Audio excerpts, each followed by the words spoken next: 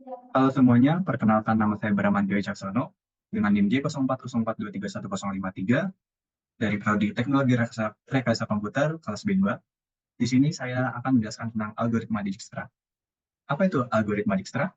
Algoritma Dijkstra adalah sebuah algoritma yang digunakan untuk menemukan jalur pendek antara dua titik dalam satu graf. Algoritma ini dikembangkan oleh Edgar Dijkstra dan pertama kali diterbitkan dalam jurnal Numeris Matematik pada tahun 1959. Algoritma ini mencari lintasan terpendek dari suatu graf yang tiap edge-nya memiliki bobot yang berbeda atau disebut juga dengan weighted graph. Cara kerja algoritma ini, yang pertama, kita harus menentukan dulu titik mana yang akan menjadi vertex awal. Kemudian dari graf yang kita punya, kita beri nilai atau bobot untuk setiap titik ke titik. Jadi setiap edge akan kita beri nilai. Kemudian kita buat tabel untuk jarak terpendeknya. Untuk titik awal yang kita pakai adalah titik A, itu kita set dengan 0, kemudian sisanya kita set dengan tak hingga.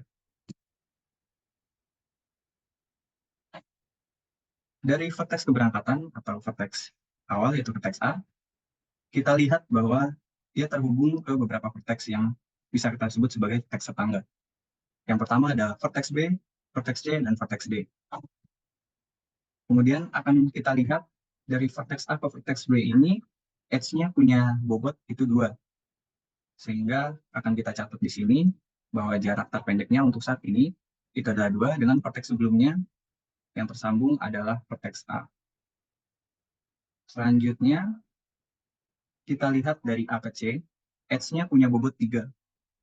Sehingga di C ini bisa kita catat juga bahwa jarak terpendeknya itu adalah 3 dan vertex sebelumnya yang dilalui adalah A. Kemudian kita lihat dari vertex A ke D, edge-nya itu mempunyai nilai 4. Sehingga dapat kita catat lagi, di vertex D jarak terpendeknya adalah 4 dengan vertex sebelumnya adalah A. Nah, karena vertex A ini sudah mengunjungi semua tetangganya, sehingga tidak ada lagi yang terhubung, eh, akan kita tandai vertex A ini sebagai vertex yang sudah dikunjungi.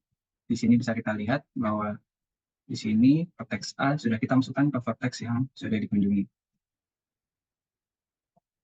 Sehingga nanti vertex yang sudah dikunjungi itu tidak akan kita cek lagi. Selanjutnya akan kita cek dari vertex. Tadi A sudah tidak bisa, sekarang kita cek dari vertex B. Nah, vertex B tersisa yang nyambung tinggal vertex B ke vertex E, tinggal satu saja. Nah, dari B ke E ini bobotnya itu nilainya ada 8. Untuk sekarang, kita bisa catat, oh ya, hampir lupa, untuk vertex, karena ini kita melihat dari vertex awal ke vertex yang sekarang, jadi kita akan melihat juga dari vertex B ke belakangnya, itu vertex B ke A, itu bobotnya adalah 2. Karena vertex yang sekarang itu adalah 8 bobotnya, sehingga harus kita jumlahkan, yaitu 8 ditambah 2, sehingga total bobotnya untuk sampai ke vertex E itu sekarang adalah 10. Bisa kita catat di sini, jadi untuk ke vertex E, jarak terpendeknya adalah 10, dengan vertex sebelumnya adalah B. Nah, vertex B juga sudah tidak ada lagi yang terhubung, sudah kita cek semua yang terhubung, sehingga kita masukkan ke vertex yang dikunjungi. Sehingga vertex yang dikunjungi ada A dan B. Sekarang kita cek dari vertex C. Di vertex C ini dia menyambung ke vertex D, dengan edge-nya nilainya adalah 3.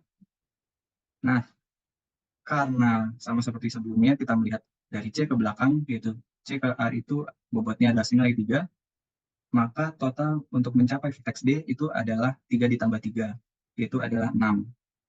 Namun karena untuk ke vertex D, tadi sebelumnya ada A ke D itu bobotnya 4, dan itu adalah bobot yang lebih kecil, bisa dilihat jika jarak yang sekarang ini lebih besar, data tidak perlu diubah, karena yang kita cari adalah jarak terpendek. Sehingga 6 ini tidak perlu kita masukkan, di sini kita masukkan, kita biarkan saja angka 4. Vertex C juga sudah tidak ada lagi yang terhubung, kita masukkan ke vertex yang sudah dikunjungi. Selanjutnya kita cek di vertex D. Vertex D ini dia terhubung ke vertex E dan vertex F yang belum kita cek. Untuk vertex D ke vertex E, bisa kita lihat bahwa bobotnya adalah vertex D dan E itu vertex D ke E itu bobotnya adalah 5. Untuk vertex D ke belakang, A ke D itu jarak bobotnya adalah 4. Sehingga untuk sampai ke vertex E, bobot total dari A, D ke E itu adalah 5 ditambah 4, yang mana adalah 9. Dan tadi kita cek sebelumnya di sini, kita sudah menemukan sebelumnya ada 10 dari vertex A, B, E. Nah, ini bisa kita ganti karena kita sudah menemukan yang lebih pendek jaraknya dibanding yang atas. Kita ganti saja vertex E-nya, jarak terpendeknya sekarang menjadi 9, dengan vertex sebelumnya adalah D. Kemudian kita cek DF, itu bobotnya adalah 4, dengan D ke A ke D itu sebelumnya adalah 4, sehingga dari A ke F itu bobotnya adalah 8. Sekarang kita masukkan di sini, jadi vertex F jarak terpendeknya 8, dengan vertex sebelumnya adalah D. Jadi sekarang D juga sudah menjadi vertex yang dikunjungi, kita masukkan. Sekarang sisa vertex E dan F. Sekarang kita cek dari E. Untuk dari E ini, dia terhubung ke D dan F yang belum kita cek. Untuk dari E ke D ini, bobotnya 5 ditambah sebelumnya itu 10. Dan dari E ke F ini adalah 2 ditambah jalur yang sebelumnya menjadi 2 ditambah 10 jadi 12. Tapi karena bobotnya ini besar dan kita mencari yang bisa dilihat bahwa 10 pun juga tidak masuk di sini, ini lebih dari 10, sedangkan kita sudah menemukan jalur yang lebih pendek, sehingga kita tidak perlu memasukkan lagi. Sekarang vertex-nya sudah dikunjungi semua ya, bisa kita lihat A sampai F sudah kita kunjungi semua. Jadi penelusurannya sudah selesai, bisa kita lihat bahwa jarak terpendeknya dari tiap-tiap vertex bisa kita lihat di sini dengan jalur vertex, satu vertex sebelumnya. Di sini ada A, dan B. Sekarang penerapannya. Nah, algoritma Dijkstra ini dapat diterapkan dalam jaringan routing, kemudian untuk membuat sistem navigasi GPS, pembuatan aplikasi game, pengelolaan listrik, kemudian pencarian informasi seperti Google, kemudian manajemen transportasi, dan juga untuk keperluan robotika. Jadi intinya algoritma Dijkstra ini memberikan jalur paling singkat dan efisien untuk dilalui. Kita langsung ke contoh penerapannya. Di sini saya pakai contoh penerapan untuk penentuan rute terpendek. Di sini contohnya adalah dari hotel untuk mencapai ke bandara. Di sini saya misalkan ada beberapa hotel ya, dari A, B, C, D, E, F, G di sini, dan juga ada bandara di titik H.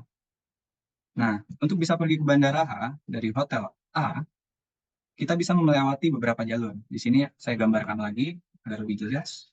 Nah, ini penggambarannya. Di sini ada beberapa jalur. Kita bisa cek jalurnya dengan menggunakan algoritma Dijkstra.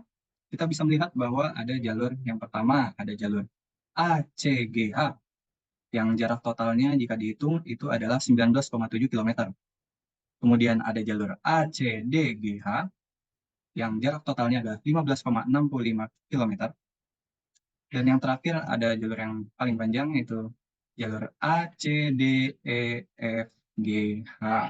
yang jarak totalnya itu adalah 20,15 km.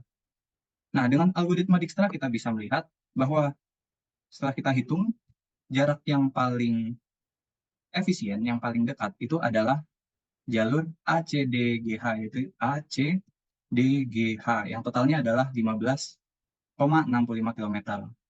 Walaupun kita lihat di sini ACGH terlihat lebih pendek, namun kita juga harus melihat dari jarak yang ada di sini, bahwa yang kita hitung itu adalah jaraknya.